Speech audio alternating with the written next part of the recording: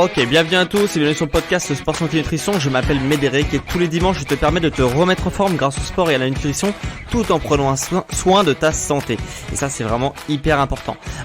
Aujourd'hui j'ai pas mal de trucs à te dire. Je pense que tu vas découvrir pas mal de choses également. Voilà, j'ai fait pas mal de recherches sur le sujet d'aujourd'hui et j'espère que ça va te plaire. En plus vous avez été nombreux à me dire que vous avez apprécié le podcast où je parlais un petit peu d'histoire, de l'histoire de la nutrition, j'attaquais la nutrition par le biais de l'histoire et ça te plaisait pas mal. Donc on va partir sur de l'histoire et on va finir par de la santé et voilà. Et le sujet d'aujourd'hui c'est qu'est-ce qui se cache derrière la pomme de terre concrètement. Et pour ça, on va comprendre déjà l'origine de la pomme de terre et d'où ça vient. Donc la pomme de terre, faut savoir que ça n'a pas été toujours consommé par l'être humain, notamment en France, même si la France c'est un peu le pavillon, ça fait partie de notre culture gastronomique la pomme de terre, mais c'est relativement récent. Le fait de manger de la pomme de terre en France. Et en plus de ça, si on suit la loi simple, logique et qui se vérifie quasiment tout le temps, que si un aliment n'a pas été consommé depuis longtemps par l'être humain, forcément il a des conséquences sur la santé et c'est ce que tu vas découvrir. En fait, en France, si tu veux, on a commencé à consommer la pomme de terre à la fin du XVIIIe siècle. C'était après la guerre de 7 ans, qui opposait du coup par la France à l'Angleterre, par un jeu d'alliance. Et cette guerre de 7 ans que la France et ses alliés ont perdu d'ailleurs, a plongé la France dans une famine. Et face à cette famine, le conseil scientifique de l'époque, si tu veux, je mets entre guillemets conseil scientifique, c'est pas réellement la tâche qu'il avait à l'époque, mais le conseil de scientifique de l'époque, qui était établi à Besançon, il y avait toutes les têtes du pays à l'intérieur, on lui a demandé, on a demandé aux scientifiques de l'époque de ce conseil scientifique de travailler sur un végétal qui pourrait substituer le blé, car la France était plongée, donc après la guerre de 7 ans, dans une famine pendant plusieurs années, parce que les champs, si tu veux, par le biais de la guerre, étaient ravagés. Et du coup, les champs de blé notamment étaient ravagés par la guerre. Et du coup, il y avait plus de nourriture concrètement. Et du coup, il fallait trouver des alternatives. Et si tu veux, en 1773, un scientifique en charge du projet de trouver des alternatives au blé, trouve un végétal qui surpasse tous les autres, qui est facile à cultiver, qui est très résistant, qui est ultra nutritif, mais que personne ne veut manger parce que à l'époque, il est considéré comme étant toxique. La presse de l'époque dit même qu'il véhicule la peste. Et ce végétal en question, tu l'auras compris, c'est la pomme de terre. Donc, qui est sur beaucoup d'aspects très intéressants, mais qui, à l'époque, est considéré comme toxique, car véhiculant la peste. Et le scientifique qui fait cette découverte sur la pomme de terre, qui fait des recherches sur la pomme de terre, s'appelle Antoine Augustin Parmentier. Ok, ce nom te dit peut-être vaguement quelque chose. On lui doit notamment le hachis Parmentier et son ouvrage en question, qui regroupe tous les travaux, est un mémoire en fait qui remporte d'ailleurs le prix des arts, donc qui a un prix assez prestigieux pour l'époque, et son ouvrage en question, donc c'est un mémoire, et le problème de son mémoire à Parmentier, à Monsieur Parmentier, c'est que cette plante révolutionnaire, qui est annoncée en tout cas comme révolutionnaire, qui pourrait mettre fin à la famine de l'époque, personne veut la consommer. Personne veut la consommer parce qu'elle véhicule la peste, mais du coup personne veut la consommer et du coup bien que ça pourrait sortir la France de la famine après la guerre de 7 ans, donc à la fin du XVIIIe siècle, personne veut la consommer, donc c'est un problème. Et les scientifiques de l'époque, avec l'appui du roi, se penchent sur la question pour trouver un moyen pour influencer la population, pour faire manger la pomme de terre à tous les Français. Et ils trouvent un moyen. Et ce moyen-là, c'est de faire croire que bah la pomme de terre, c'est plus un plat qu'on mange quand on a vraiment plus rien à manger parce qu'on on sait pas si on va se choper la peste ou pas. Et bah le plan c'est de faire croire que la pomme de terre c'est un plat luxueux. Et du coup, avec l'appui du roi de l'époque, qui était Louis XVI à l'époque, et bah ils décident, les scientifiques avec l'appui du roi, ils décident de faire planter dans les châteaux de Versailles de la pomme de terre pour faire croire à la population que la cour du roi et le roi lui-même mange de la pomme de terre au quotidien et du coup voilà, forcément ça va se propager. Alors forcément les champs de patates dans la cour, c'était vrai, il y avait vraiment des champs de patates à la fin du XVIIIe siècle dans le château de Versailles, dans la cour de Versailles, dans les jardins de Versailles. Et par contre, le fait que le roi et la cour du roi en consommaient, à l'époque, ça c'était faux. Ils étaient tout aussi flippés que la population sur la pomme de terre, et parce que soi-disant elle véhiculait la peste, et du coup ils en mangeaient pas. Mais n'empêche que la rumeur s'est répandue et que du coup la pomme de terre a commencé à avoir une bien meilleure presse. Et en plus de ça, comme on était en situation de famine, les gens se sont dirigés vers la pomme de terre. Et du coup, la pomme de terre s'est répandue dans toute la France et a été, à partir de cette époque-là, consommée de manière hebdomadaire, quotidienne même. Donc voilà, ça s'est un peu répandu sur tout le royaume. Donc ça fait, ça peut paraître lointain, mais ça fait seulement 3 siècles que en France on consomme la pomme de terre, et en plus de ça, la France est un pays précurseur sur la pomme de terre. Donc ça fait pas si longtemps que ça que l'homme mange de la pomme de terre, et du coup, forcément, comme je t'ai dit au début du podcast, ça va avoir des conséquences. Et du coup, concrètement. 300 ans, donc 3 siècles où on consomme de la pomme de terre face à 7 millions d'années d'adaptation génétique, tu te doutes bien que ça pèse pas lourd dans la balance, et voilà, tu te doutes bien que les gènes, ils ont pas eu le temps d'évoluer en 300 ans face à 7 millions d'années d'évolution génétique. OK ? Et tu vas me dire, ok, la pomme de terre, je sais déjà, la pomme de terre, c'est hyper calorique, donc il faut en manger avec modération, et si on n'en consomme pas souvent, où est le problème de la pomme de terre ? Le problème de la pomme de terre, c'est les saponines. Ok ? Qu'est-ce que c'est que les saponines, encore ce truc-là ? C'est un antinutriment, les saponines, qui permet donc. En antinutriments, j'ai vraiment décrit le sujet en long, en large, en travers sur mon podcast sur les antinutriments. Il y a même 2 parties sur les antinutriments. Je t'inviterai à le voir si tu sais pas ce que c'est un antinutriment. Mais pour résumer, un antinutriment, c'est ce qui permet à la plante de se défendre. Ok ? Et là, la pomme de terre, ça lui permet notamment de se défendre face aux rongeurs. Donc, c'est-à-dire que quand le rongeur mange la pomme de terre, ça lui provoque une réaction en chaîne, et qui provoque la paralysie de l'animal, pouvant même aller jusqu'à la mort si l'animal a trop mangé, s'est trop gavé de pommes de terre, et il va peut-être même mourir, le rongeur, s'il a trop consommé, de mourir par paralysie s'il a trop consommé de pommes de terre. Donc c'est un mécanisme de défense de la plante pour éviter que les cultures soient ravagées. C'est tout comme l'homme, les plantes aussi s'adaptent à leur environnement, et c'est pour ça qu'il y a des antinutriments. Et du coup, heureusement, l'homme ne pèse pas 100 grammes à tout casser comme un petit rongeur.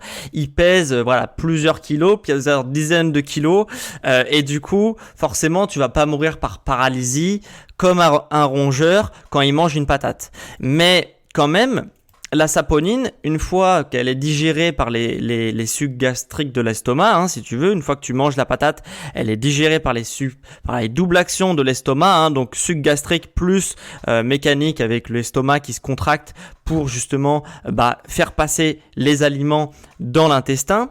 Et une fois que les aliments, donc la patate, se met dans l'intestin, ce qui va se passer, c'est que la saponine contenue dans la patate, elle va attaquer, comme le gluten, la barrière intestinale, la fameuse barrière intestinale. Et la barrière intestinale, c'est ce qui fait le tampon entre le sang et l'intestin.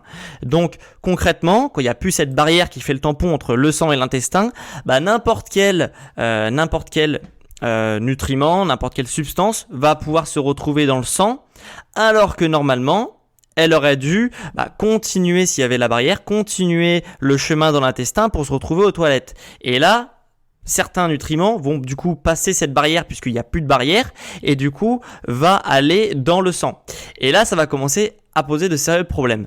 La barrière intestinale, pour ceux qui veulent vraiment les noms scientifiques, on appelle ça les jonctions serrées. Donc si tu retrouves ça dans un livre ou quoi, tu sauras que les jonctions serrées, c'est ce qu'on appelle la barrière intestinale. Et voilà, donc du coup, certaines substances vont se retrouver dans le sang au lieu de finir dans les toilettes. Et c'est comme ça qu'arrivent les problèmes, comme je te l'ai dit, car certaines substances vont déclencher des réactions en chaîne, puisque quand le nutriment en question va se retrouver dans le sang, et le corps va se dire ok, ça je connais pas, qu'est-ce qui se passe. Du coup, il va faire des réactions pour lutter contre l'intrus qui est dans le sang, si tu veux, et du coup l'organisme va déclencher des réactions en chaîne, comme par exemple des allergies. Ok, ça c'est pour le truc le moins grave entre guillemets. On a l'arthrose prématurée, donc ça c'est un peu plus chiant, surtout quand on est encore jeune et qu'on commence à avoir de l'arthrose, c'est pas très drôle. Du diabète, alors là c'est encore beaucoup plus grave. Des réactions auto-immunes comme la sclérose en plaques, tu vois, là on commence vraiment à être dans le truc bien grave. Donc du coup la barrière intestinale, si tu veux, c'est hyper important. Et c'est pour ça que le gluten c'est un problème de santé publique. J'en ai beaucoup parlé dans mes podcasts, et la pomme de terre on en parle beaucoup moins, et il y a beaucoup de chances que si tu vas chez un professionnel de santé, tu lui parles de saponine, il sait même pas ce que c'est, et si tu lui parles du problème de la saponine sur la barrière intestinale, c'est encore plus compliqué. Donc voilà, moi je te le dis, la saponine c'est un réel problème, on en parle beaucoup moins que le gluten qui fait déjà débat en plus de ça, alors que quand on se penche un peu sur le sujet, c'est quand même une évidence. Mais voilà, la saponine, on en parle beaucoup moins. Enfin, la patate, on en parle beaucoup moins. Mais parce qu'on en consomme aussi beaucoup moins que le blé. Le blé, c'est ultra démocratisé dans notre alimentation moderne. Enfin, dans l'alimentation moderne, du moins, parce que ça dépend des styles d'alimentation. Mais la saponine a un effet similaire au gluten, donc il vient agresser, attaquer, ronger la barrière intestinale. Et c'est comme ça qu'on se retrouve avec des problèmes d'allergie, comme je t'ai dit, d'arthrose, de sclérose en plaques, pas mal de choses, de diabète, etc. Ça, c'est des choses qui ont... on nous dit que c'est pas vrai, par exemple le gluten, mais le truc qui est vrai, c'est qu'il y a beaucoup plus de maladies, comme je viens de te citer. Toutes les maladies que je viens de te citer explosent au 21e siècle, notamment au 21e siècle. Et ça, il y a forcément des choses qui viennent justement multiplier le risque d'avoir ce genre de maladie-là. Et la barrière intestinale et le fait que la barrière intestinale soit fragilisée à notre époque moderne, en est une. Voilà. Donc, comment faire? La question, ça pourrait être comment faire? Voilà, tu te dis peut-être, moi j'aime bien quand même la raclette avec des patates, etc. Comment faire pour manger quand même des patates? Bon. Le truc, je suis obligé de te le dire, mais il faudrait la supprimer de ton alimentation, la patate. Après, si tu veux pas quand même la consommer et que tu veux, à titre exceptionnel en consommer, c'est possible. Moi aussi, ça m'arrive d'en consommer de la patate, il y a pas de souci, tu vois. Tant que c'est vraiment à titre exceptionnel, du coup, il faut quand même que tu prennes quelques précautions pour limiter la teneur en saponine de la pomme de terre. J'ai 2 petits conseils. En 1, déjà, épluche systématiquement la pomme de terre, ok? Parce que les antinutriments dont la saponine, c'est pas le seul dans la patate, mais dont la saponine se trouve dans la peau. Donc même si la peau, on te la vend comme elle est bonne, etc., la pomme de terre nouvelle, la pomme de terre elle est bonne, la peau de la pomme de terre elle est bonne, etc., tu l'enlèves. Comme ça, tu enlèves une majorité de saponine de la pomme de terre, puisque la majorité des saponines présentes dans la pomme de terre se situe dans la peau. Il y en a bien sûr à l'intérieur de la pomme de terre, mais la majorité se situe dans la peau. Donc déjà en enlevant la peau, c'est pas un gros challenge d'enlever la peau de la pomme de terre. C'est un peu énervant, ça prend un peu de temps, mais bon, le jeu en vaut la chandelle. Tu enlèveras une grande partie de la saponine. En 2, ce que je peux te conseiller, c'est d'éviter de faire traîner la pomme de terre dans tes placards, ok? Puisque la saponine, elle est encore vivante, même une fois qu'elle est extraite, qu'elle est déterrée de son habitat naturel. Du coup, en présence de lumière, la saponine, elle se multiplie et du coup, un aliment la patate, si elle est plus mûre entre guillemets, du coup, elle va se multiplier en saponine.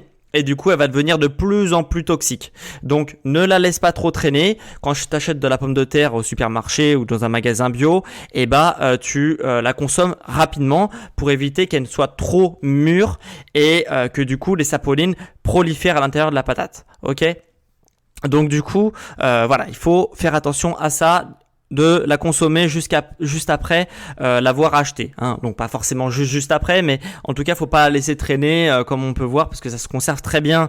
Donc des fois on peut la voir traîner pendant 1 semaine, 2 semaines dans les placards sans problème. Et du coup il faudra la consommer quand même assez tôt, pour pas que ça se prolifère, etc. La saponine. Note aussi une chose, avant qu'on finisse un petit peu sur ce podcast, c'est que la chaleur ne détruit pas les saponines, ok ? En dessous de 170 degrés, la saponine n'est pas détruite par la chaleur. Donc, en gros, il y a que les frites qui n'ont pas de saponine dans leur patate, ou très très très peu. Donc, même si tu bouillis ta patate, etc., ça sera pas au-dessus de 170 degrés. Donc, du coup, la saponine ne sera pas détruite.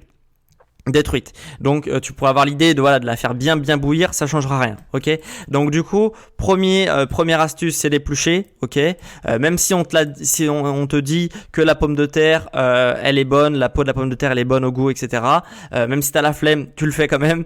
Et si tu essaye de pas faire trop traîner quand même ta pomme de terre dans les placards. Donc ça, c'est si tu veux consommer exceptionnellement, à titre exceptionnel, de la pomme de terre, ok ? Donc maintenant, si tu veux trouver des alternatives à la pomme de terre, pour varier un petit peu, pour commencer à changer de mode d'alimentation, moi je t'ai préparé un petit guide. Ok, je l'ai appelé le petit guide des tubercules, et en gros dans ce guide-là, ce que tu vas retrouver, c'est que tu y auras un récap de tout ce que je viens de te démontrer sur la pomme de terre, et je te donnerai des alternatives à la pomme de terre. Ok, donc Comme à mon habitude, je fais toujours des petits PDF quand je le peux. Donc là, je t'ai préparé ce petit guide-là.